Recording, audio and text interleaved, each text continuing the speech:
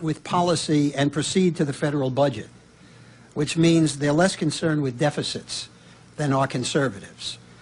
The pro-growth aspects of tax cuts, the pressure that such cuts are supposed to put on the size of government, are considered sufficiently desirable to make neoconservatives comfortable with budget deficits that appall conservatives. And that row will be playing out in Congress, I think, now. Now, whether it's a rationalization for their program of tax cuts or out of some sort of economic analysis that, let's just say, is untraditional, many conservatives profess to believe that most tax cuts are self-financing. Conservatives are more inclined to view a tax cut as a net reduction in federal revenues and to be suspicious of the consequences. Out of this flow a lot of domestic policy disputes between neoconservatives and others. And if you'll see my little note in there on economic policy, I'm about as ambivalent on this subject as you can be, partly because I've always had a problem making the connections between budget deficits and interest rates and so on that macroeconomists so confidently make as they prepare their apology for last year's forecast. Third, I think neoconservatives are less likely to be accommodating than are traditional conservatives. This is manifested in the Supreme Court and other court appointments, where a conservative president gave us Justice Souter, I guess.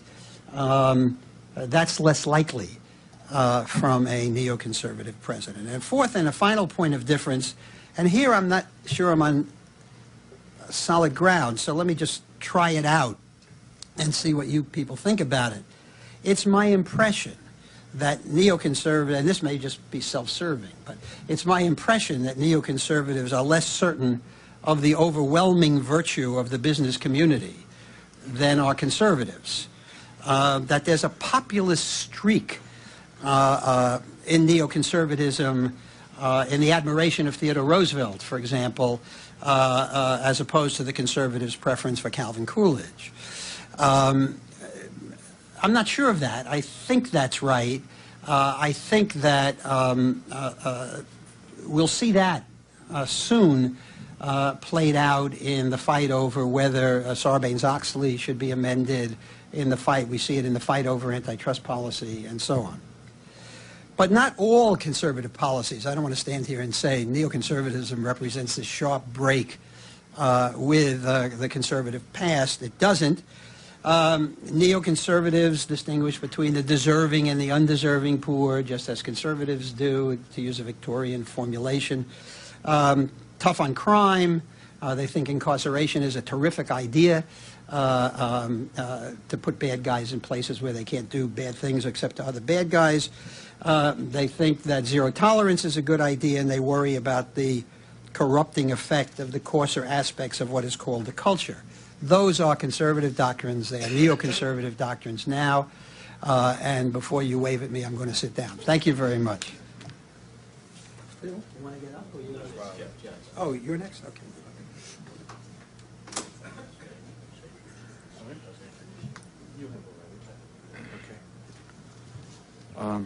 Okay, ladies and gentlemen, good afternoon. I'd like to start by thanking Ken Weinstein for having invited me to sit at this distinguished panel. I also would like to thank Erwin Stelzer and Bill Crystal for having invited me to contribute to the book, which I was also delighted to do. And I'll be very brief. I'm supposed to speak a bit on the prospects for neoconservatism in Europe. And I'd like to start by just recalling that in my paper I tried to argue that neoconservatism does not, and I'm quoting, that does not have to be invented in Europe. It is already there, not as a doctrine, to be sure, but as a tacit disposition among the, what we call the little platoons, what were called little platoons, that mainly mind their own business and get in return a strong hostility from the adversarial culture or the counterculture.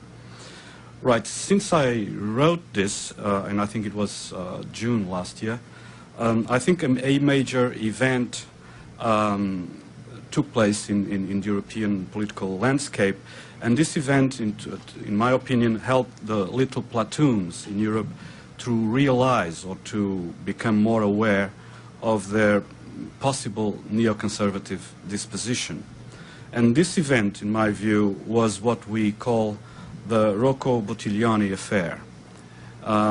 As you probably recall, as you probably know, Rocco Buttiglione was and still is the Italian Minister for European Affairs, who was proposed as a member of the new European Commission back in October, as I recall, by the new President of the European Commission, the Portuguese former Prime Minister, Mr. José Manuel Barroso.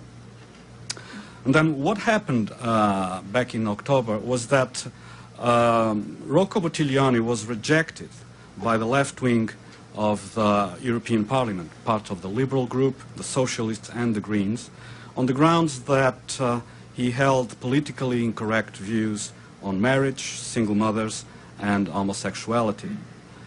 The fact is, I think, that his views, that we might call traditional views, are shared by millions of common people and common families throughout Europe.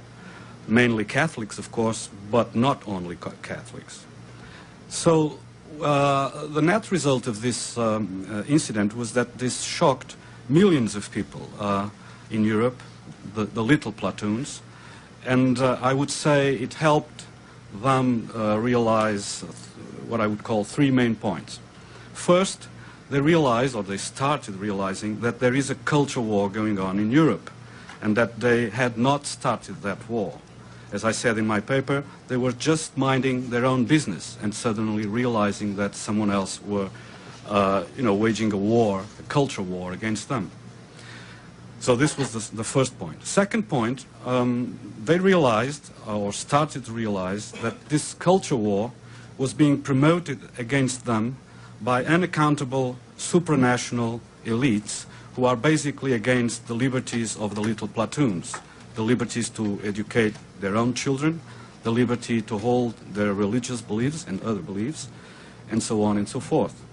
So, and this I think was particularly important because this showed to many people in Europe, among these little platoons, that neoconservatives like myself might have a point in reclaiming liberty and at the same time being in favor of traditional values.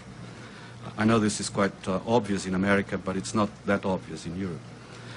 Right. The third point was that the little platoons started to wonder whether the supranational understanding of the European Union is not a project that is basically hostile to the little platoons.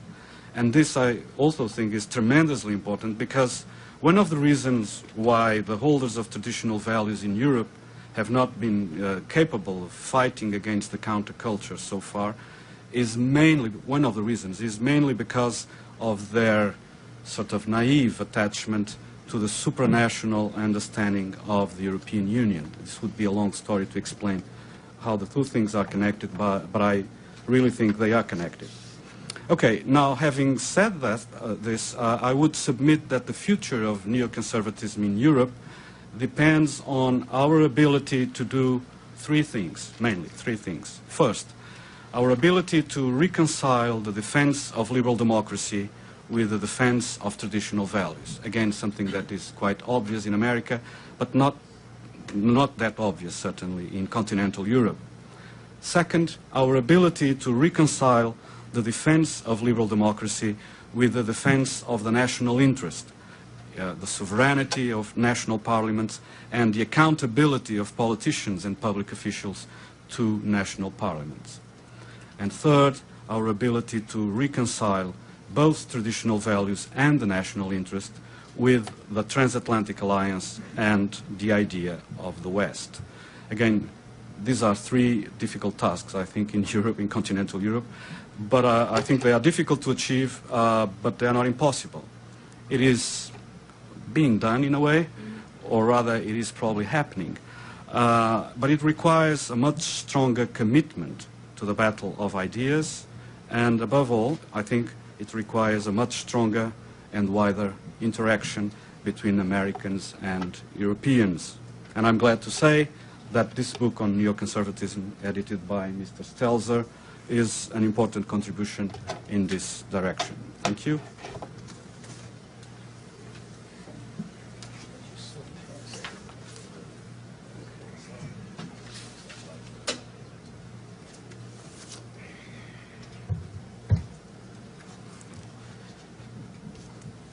Excuse me. Well, it's good to be here. Also, I think the timing for this book, edited by Erwin Stelzer, couldn't be better. I was myself worried. Well, first of all, Erwin was being too modest when he said that the book in any way had been a failure. In the United Kingdom, it's actually been quite a big success there, I gather, in terms of sales. There it was published about 2 or 3 months ago as Neoconservatism 2004, I think was the title. Here, Grove Atlantic decided, in accord with the American spirit, to shorten neoconservatism to Neocon. So it's the Neocon Reader. I was worried, and I told this to Erwin when it came out, that do people really know what a neocon is, and can that possibly sell? But I was reassured on this recently in two ways. I was in Tyson's Mall on Saturday. This is a true story, picking up something at this very large mall, for those who aren't from around here in Northern Virginia. And a young man recognized me and stopped me and said he was happy to meet me. He saw me on Fox, read the Weekly Standard, admired my appearance, and in any case, he said, I'm a fellow neocon. And I thought, boy, that's really something, you know. Not so long ago, I believe I personally knew every neoconservative in America, and I dare say in the world, or at least I knew of them, or I knew, you know, who their friends or teachers were. And here was an absolute stranger, very bright guy, needless to say, introducing himself to me as a fellow neocon. So I thought, okay, there really is a market for the Neocon Reader. He then said, and this shows how bright he is, he said, I think I'm a fellow neocon. I don't really know what that means. And that's what Erwin's book is for. The second reason I think it's very well timed is that I just got emailed yesterday from a website, nonintervention.net, that I recommend to you all. There's a big march here on Friday of this week, Friday, January 21st. March on the Neocons. I'm not kidding. I wouldn't say it's a friendly march. And they're going to march from beginning at the building I'm in, the Weekly Standard is in, and the Project for the New American Century, PNAC, and also the American Enterprise Institute. They're beginning from that building and marching to 9 neocon sites, all within a few blocks of each other, conveniently located for the protesters. Ken, I'm very worried that Hudson is not on the list, and I do want to say for people watching C-SPAN that feel free to come by the Hudson Institute right here. 1015 18th Street, Northwest. You can leave the building I'm in early, you know, and go there. I really recommend this document at nonintervention.net.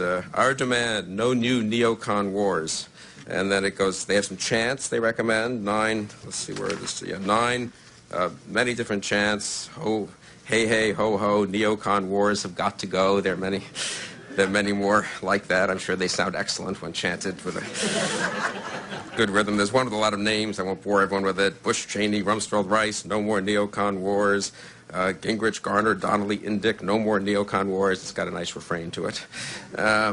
Anyway, so you'll all want to... So then I thought, well, gee, if neocons are famous enough to stimulate a alleged large march on these headquarters of neocon thinking and activity, it's the right time for this book, which really is a good book, incidentally. When Erwin first talked to me about it about a year ago, I was, you know, it's just hard to capture an intellectual movement that's not really a movement, it's a persuasion, and it has diverse offshoots and diverse origins, actually, and can you capture its variety, but also in some way what holds it together as a persuasion in one book. And I do think this book has done as good a job as could be done, including especially Erwin's excellent introduction. I think it captures the diversity of neoconservative thought as well as the unity. It includes statesmen and politicians as well as intellectuals. It has critics, actually, of neoconservatism, sort of friendly critics, but real critics. So I do recommend it.